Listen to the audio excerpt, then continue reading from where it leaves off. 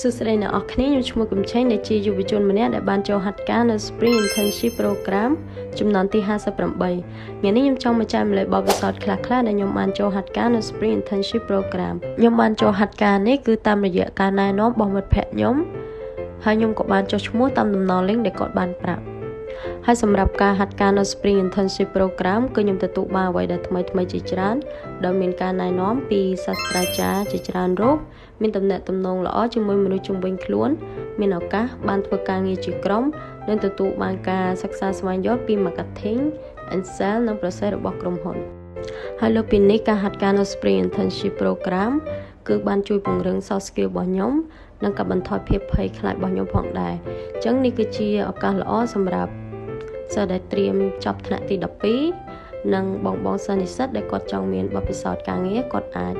ចុះឈ្មោះតាមតំណ link ដែលខ្ញុំដាក់ខាងលើនេះបានហើយបន្ទាប់ពីហាត់ការរួចគឺយើងអាចមានឱកាសទទួលបានប្រាក់ឧបត្ថម្ភ Q-Card និងអាហារូបករណ៍